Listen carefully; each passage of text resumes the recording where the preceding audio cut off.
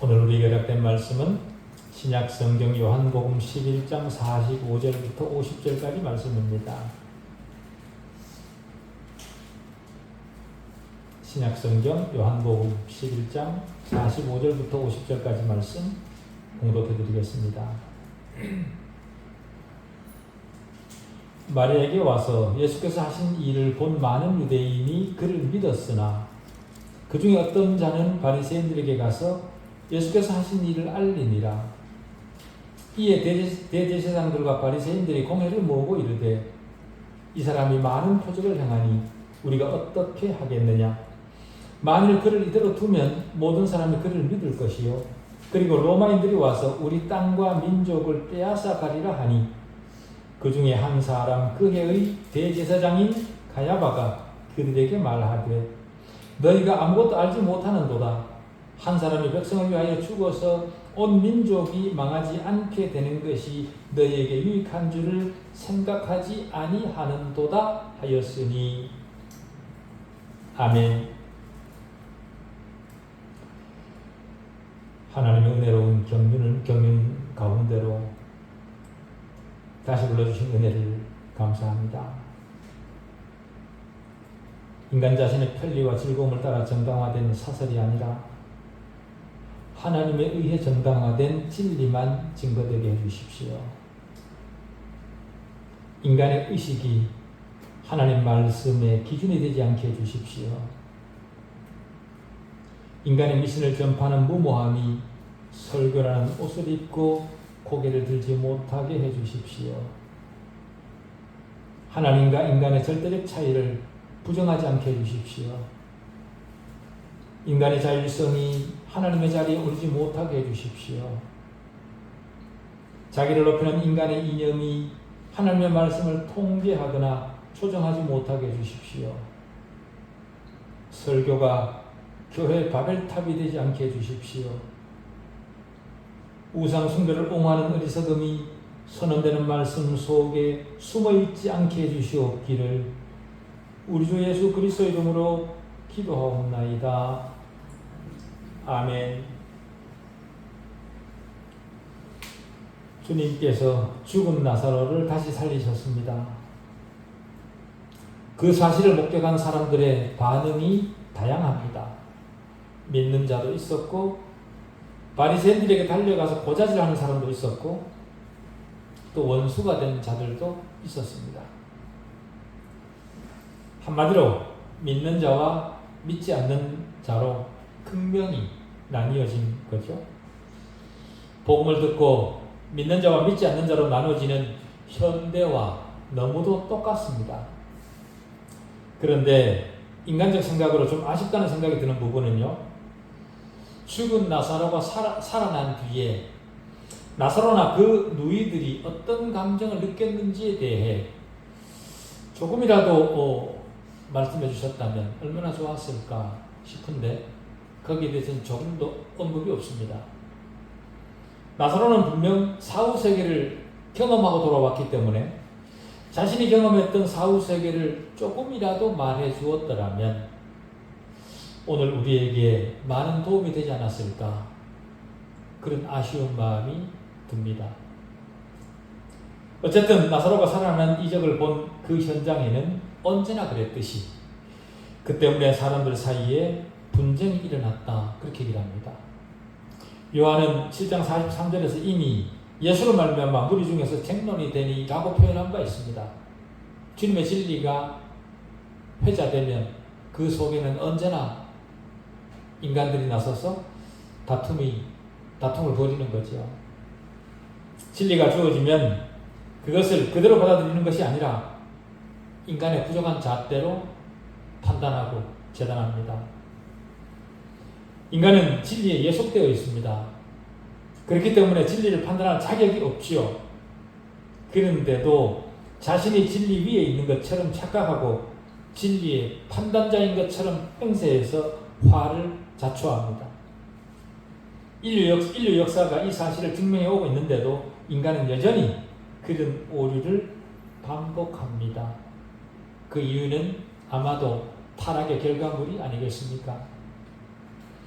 그런데 다행인 것은 마리아에게 와서 예수께서 하신 일을 본 많은 유대인이 주님을 믿었다 그렇게 얘기를 합니다. 나사로가 살아남으로 가장 기뻐해야 될 사람들은 아마 가족이었을 겁니다. 그러나 요한은 가족들이 어떤 반응을 보였는지에 대해서는 한마디도 하지 않습니다. 대신 거기에 참석해서 이적을 본 유대인들 중 많은 수가 믿었다 그렇게 증언합니다. 요한복음 전체를 통해 우리가 확인하는 것은 시간이 지남에 따라 주님을 향한 유대인들의 증오심이 점점 커져갔다는 겁니다. 그 증오심은 주님을 십자가에 못 박으려는 최악의 순간까지 이르게 되지요.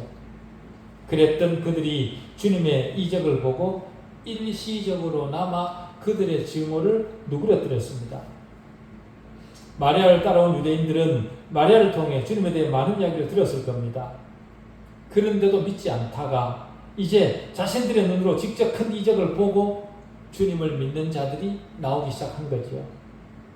이 사실을 보면서 야곱의 우물가 사마리아 여인이 생각났습니다. 사마리아인들은 우물가 여인을 통해 주님에게 나오게 되었지요. 우물가에 나와서 주님이 누구인지 그들 자신이 스스로 확인했습니다. 주님이 누구인지 확인한 그들이 4장 42절에서 이렇게 얘기를 합니다. 이제 우리가 믿는 것은 네 말로 인함이 아니니 이는 우리가 친히 듣고 그가 참으로 세상의 구주신 줄 알미라 얘기합니다. 여기서 우물가 여인은 사마리아인들이 주님을 만나도록 도운 통로 역할을 한 거죠. 마리아의 경우에도 마리아 때문에 유대인들이 믿은 것은 아니지만 마리아 때문에 주님이 누구인지는 알았습니다. 다시 말해 우물가 여인과 마리아의 공통점은 믿지 않던 사람들이 주님을 믿도록 하는 통로 역할을 했다는 겁니다. 그런 차원에서 우리도 믿지 않는 사람들에게 믿음을 심어주는 통로가 되면 좋지 않겠는가 싶습니다. 그런데 애석하게도 믿지 않던 자들이 믿었다는 말을 듣자마자 또 다른 사람들은 믿지 않고 오히려 바리새인들에게 가서 예수께서 하신 일을 고자질했습니다. 그 고자질을 하자 말자 당국자들은 공회를 열었죠. 소위 대책회의를 시작한 겁니다. 얼마나 이상하고 악한 회의인지 모릅니다. 산헤드린 공회는 바리새인과 사두개인으로 구성된 요즘 말로 얘기를 하면 고대 이스라엘 고등법원입니다.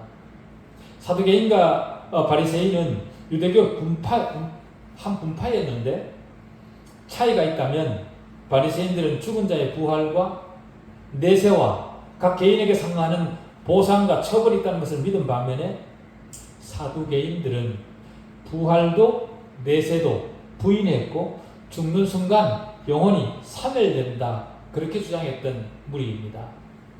요즘 얘기로 하면 여호와 증인과 같은 논리에 있는 사람들이 바로 사두개인들이었죠.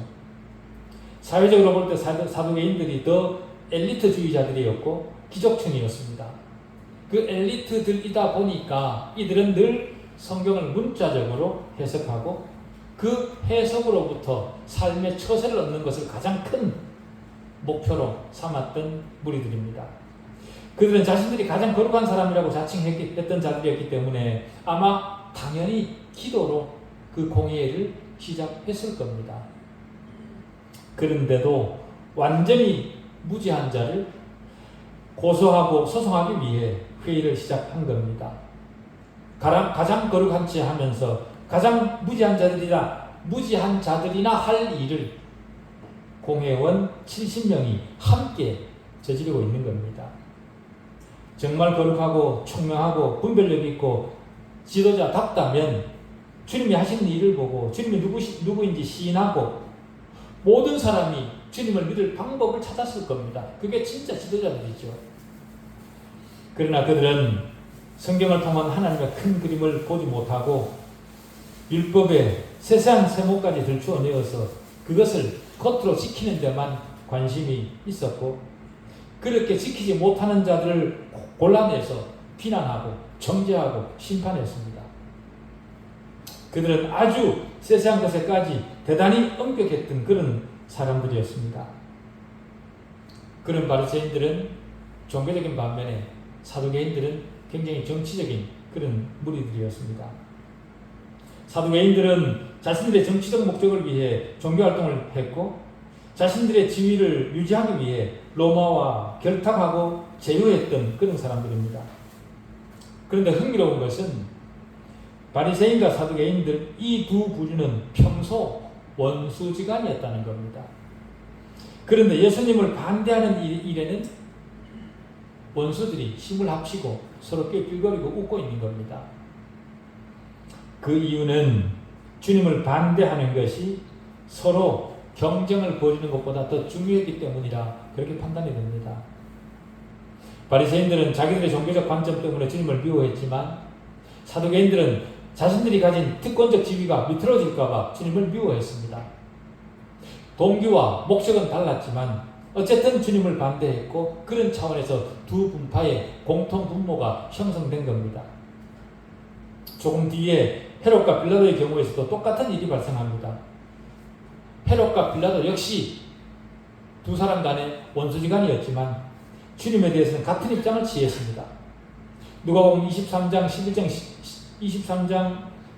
12절에 보면 헤롯이 그 군인들과 함께 예수를 업신여기며 희롱하고 빛난 옷을 입혀 빌라도에게 도로 보내니 헤롯과 빌라도가 전에는 원수였으나 당일에는 서로 친구가 되니라 이렇게 말합니다. 이런 일을 통해 악한 사람들의 심리를 들여다볼 수 있습니다. 사람들은 주님을 따르는 것보다 원수들과 제휴하는 것을 더 좋아합니다. 원수들과 제휴할 수는 있지만 주님을 구주로 받아들이기는 싫다는 겁니다. 왜 그럴까요?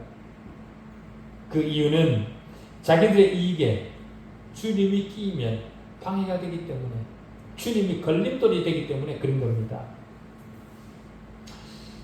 믿는 자들은 이러지 않았으면 좋겠습니다. 악한 일을 위해 함께 모였지만 이들은 의기투합하지 못하고 무엇부터 해야 될지 분간하지 못하고 망설입니다. 47절 48절을 보십시오. 이에 대제사장들과 바리새인들이 공회를 모으고 이르되 이 사람이 많은 표적을 행하니 우리가 어떻게 하겠느냐 갈팡질팡하는 겁니다. 만일 그를 이대로 두면 모든 사람이 그를 믿을 것이요 그리고 로마인들이 와서 우리 땅과 민족을 빼앗아 가리라 하니 주님이 그리스도라는 사실을 이적을 통해 인정하지 않을 수 없었습니다. 그럼에도 불구하고 그들의 양심은 달라지지 않았습니다. 이적을 보면 많은 사람들이 믿게 됩니다. 그런데 그 사실을 이용해서 이적을 흉내내는 이단들이 등장을 했고 하고 있습니다. 그러나 주님이 그리스도로서 드러내는 이적과 인간이 흉내를 내서 만들어내는 이적에는 완전히 다른 겁니다. 그런데도 조금만 신기한 능력이 있는 것처럼 보이기만 하면 어리석게도 거기에 우르르 몰려가서 미혹당합니다. 그러나 하나님께서 죽은 자를 살리시는 데 사용하는 유일한 도구는요, 이단들이 만들어내는 그런 이적들이 아니고 하나님의 말씀입니다. 하나님의 말씀만 죽은 자를 살리는데 주님도 사용하신 겁니다. 사망에서 생명으로 정말 옮겨진 자는 믿기 위해 표적이라는 것을 끌어들일 필요가 없습니다. 귀신들도 미혹하기 위해 이적을 사용하거든요. 이적이라고 그것이 무조건 하나님께서 나오는 것이라 그렇게 생각을 한다면 귀신이 하나님께 속했습니까? 그런데도 쫓아다닙니다. 이 사람들이 뭐라고 얘기를 하냐면 이 사람이 예수님을 가리킨 거죠. 많은 표적을 행하니 이렇게 말을 한 것처럼 주님이 표적을 베푸는 것에는 제한이 없습니다. 많은 표적을 행합니다. 주님이 행하시는 것에는 제한이 없습니다. 그러나 표적을 흉내내는 자들이 행하는 것은 매우 극히 제한적이죠. 많은 표적을 행하는 것을 보면서 주님이 보통 사람이 아니라는 것을 이들도 알았습니다. 그런데도 이들은 여전히 주님이 그리스도라는 사실을 받아들이지 않습니다. 완악한 거죠. 표적은 인정하면서도 표적을 베푸시는 분은 인정하지 않습니다. 그러면서도 자기들 능력의 한계를 스스로 또 인정하는 말을 합니다. 우리가 어떻게 해야 되냐? 어떻게 하겠느냐? 자신들의 능력으로는 손쓸 방법이 없다는 거죠. 자신들의 한계를 훨씬 뛰어넘는 새로운 어떤 대책이 필요하다는 겁니다. 자신들의 목적을 달성하기까지 포기하지 않는 죄의 끈질김을 우리는 보게 됩니다. 죄는 어떤 경우에도 주님을 믿지 못하도록 회방합니다. 왜냐하면 죄가 가장 무서워하는 것이 회심이기 때문에 그렇습니다. 죄는 하나님과 바른 관계를 맺고 똑바로 되는 것을 가장 싫어하고 가장 무서워합니다. 심지어는요, 그 죄가 얼마나 끈질기고 못됐냐면 소위 예수를 믿는다 그렇게 말하는 사람들조차도 그들도 바른 복음을 싫어하도록 그렇게 만들 정도로 죄는 끈질깁니다. 예수 믿는 자들 입으로는 말씀이 갈급하다 그렇게 말을 합니다. 그렇지만 죄인을 향한 하나님의 선언을 바르게 진술하는 것은 싫어합니다. 하나님의 말씀들은 발라야죠. 바른 것이어야죠. 그런데도 바른 말씀이 진술되면 싫어합니다. 왜냐하면 하나님의 그 말씀이 자신들의 마음에 부담이 되기 때문에 그렇습니다. 부담이 된다고 하나님 말씀 대신 인간의 사설을 더 좋아하면 어느 날 호련히 당황케 되는 날이 반드시 온다는 사실을 우리는 기억해야 됩니다. 인간은 성경이 말하는 하나님을 싫어합니다.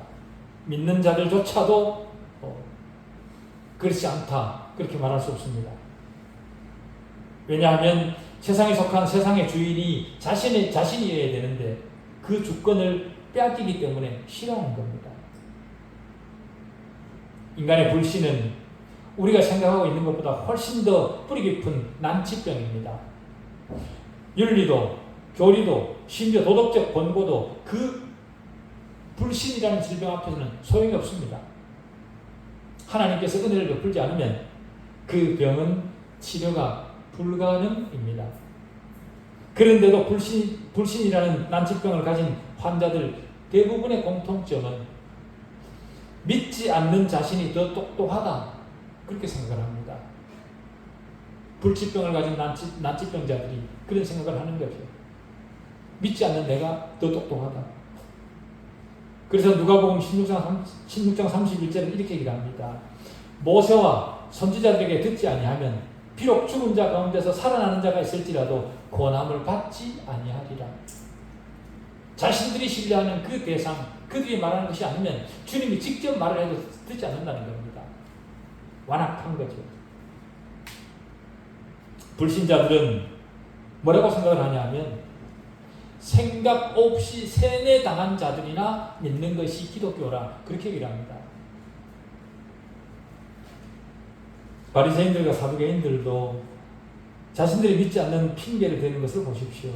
뭐라고 핑계를 대냐면 만일 이대로 두면 모든 사람이 그를 믿을 것이고 로마인들이 와서 우리 땅과 민족을 빼앗아 가리라 이런 말을 늘어놓습니다.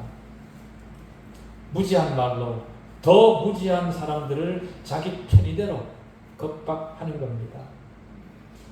이들이 이런 말까지 하는 것을 보면 나사로의 부활이 유대인들에게는 쓰나미처럼 다가온 것 같습니다.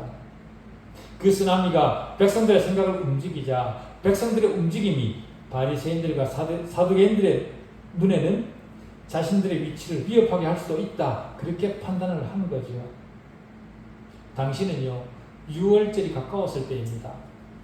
그러니 6월절을 지키러 전 국민이 예루살렘에 모일 텐데 이 자그마한 불꽃이 큰 불로 번지게 되리라는 것을 그들은 종교 지도자들은 직감을 했던 거죠. 예측을 한 겁니다. 그것이 두려웠던 겁니다. 그들의 두려움은 애국적 본능에 기인한 것도 아니었고 자신들이 믿는 하나님을 위해서도 아니었습니다. 야비한 기득권, 사리사욕 때문에 주님을 거부하고 모든 사실을 왜곡했던 겁니다. 심지어는 로마인들이 와서 우리 땅을 빼앗아 가리라 이렇게 얘기합니다. 여기서의 땅은 성전을 의미합니다. 성전은 유대인들의 삶의 이유이고 중심이었습니다. 그렇기 때문에 성전이 침탈당하는 것은 곧 자신의 생명이 빼앗기는 것이라 그들은 그렇게 인식됐습니다. 그러니 누군가 성전을 공격한다면 이들은 목숨을 걸고 그걸 지켰던 거죠. 다시 말해 가장 중요한 것을 건드려서라도 자신들의 지위를 유지해야 되겠다라고 바리새인들과 사두개인들이 그런 생각을 가지고 백성들을 선동한 겁니다. 어쨌든 여러말과 억지 추측이 난무하면서 공회가 갈팡질팡입니다. 그러던 중에 시끄러운 공회를 잠재울 결정적 한마디를 당시 대제사장 가야바가 합니다. 뭐라고 하냐면 너희가 아무것도 알지 못하는도다. 한 사람이 백성을 위하여 죽어서 온 민족이 망하지 않게 되는 것이 너희에게 유익한 줄을 생각하지 아니하는도다. 이 한마디는 강력했습니다. 그래서 그날부터 예수를 죽이기로 모의했다. 53절이 그렇게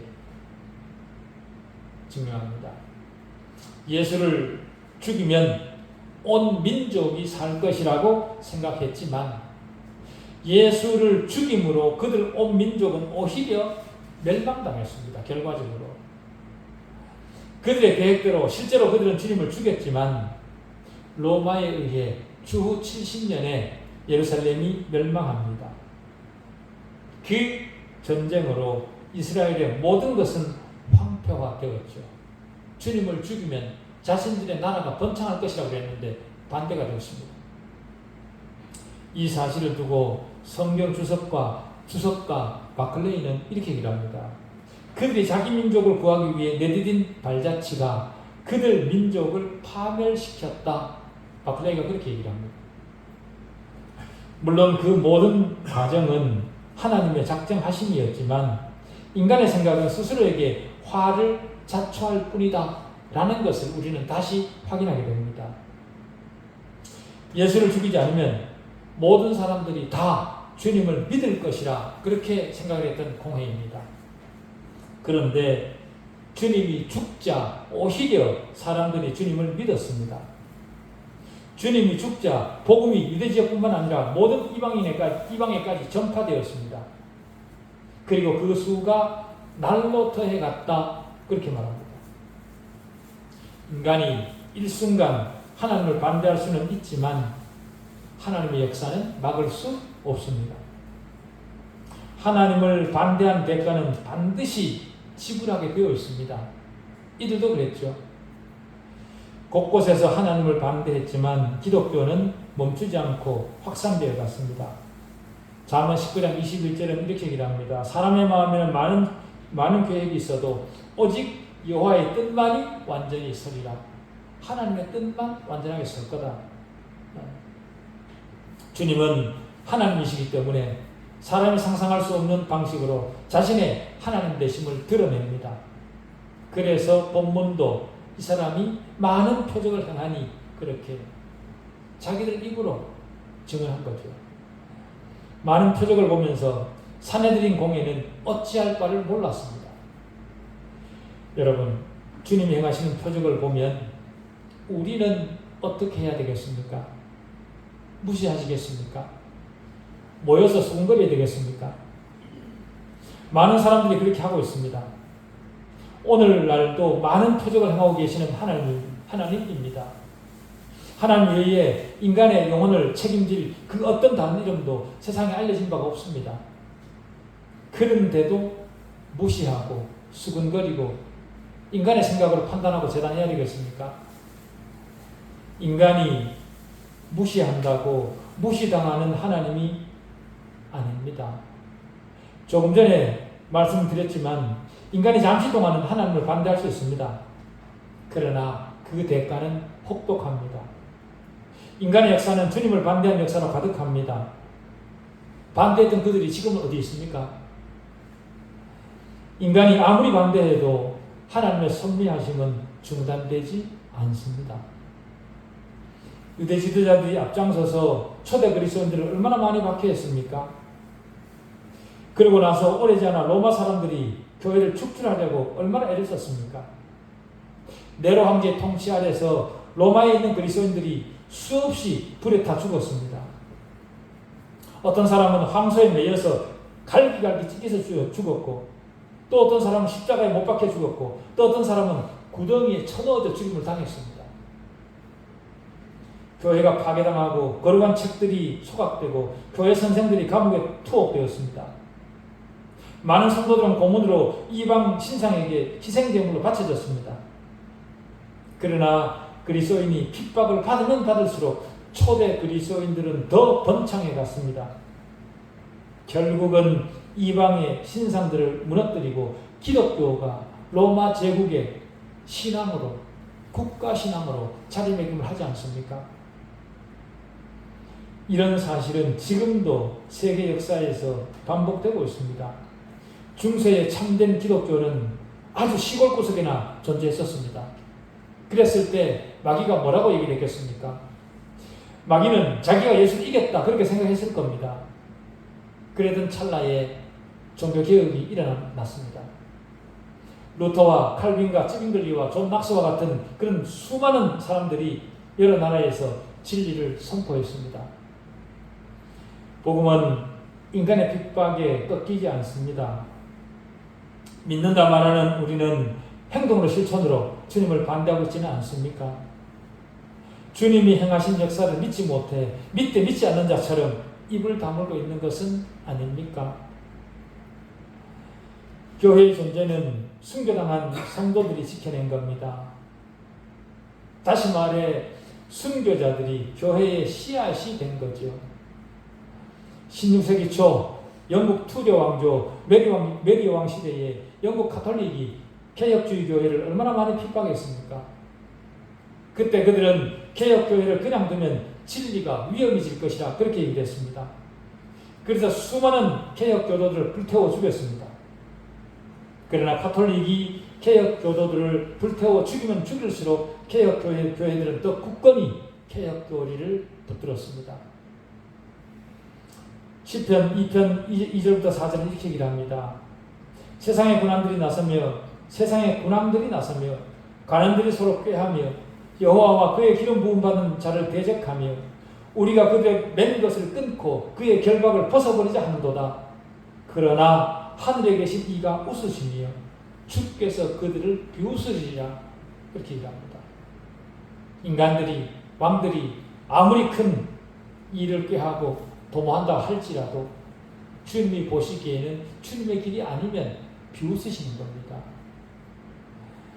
세상은 하나님을 이길 수 없습니다. 하나님은 심지어 원수들의 계획을 하나님 백성의 유익을 위한 도구로 사용하실 수도 있습니다. 인간의 분노가 하나님을 칭송하도록 바꿔놓으시는 그런 하나님이십니다. 그렇기 때문에 아무리 큰 시련과 고난과 역경을 만날지라도 참을성 있게 하나님을 끝까지 붙들고 의지할 줄 알아야 됩니다. 하나님의 하나님 되심은 결코 꺾이지 않고 빛을 발합니다. 하나님의 백성인 내가 잠시 한때 당하는 시련으로 하나님이 나를 버리시는 것 아닌가 그런 생각이 들 때도 있습니다. 그러나 그런 일은 절대로 없습니다. 욥기 23장 10절은 이렇게 얘기를 합니다. 내가 가는 길을 그가 아시나니 그가 나를 단련하신 후에는 내가 순금같이 나오리라. 그렇게 얘기를 합니다. 결국 그들은 주님을 죽이는 것으로 의견을 모으죠. 자기들을 지키겠다고 내린 최선의 선택이 주님을 죽이는 것이었습니다. 자기들이 믿던 율법은 살인을 금합니다. 자기가 믿는 율법이 살인을 금하는데 자기들이 사람을 죽이겠다고 합니다. 자신들의 이익 앞에서는 하나님 정도는, 율법 정도는 아랑곳 없는 거죠. 이게 인간의 모습입니다. 우리는 어떤지 모르겠습니다. 내 작은 이익을 따라 하나님 앞에 태도를 달리하는 그런 우리는 아닌지 생각해 볼 일입니다. 기도하시겠습니다.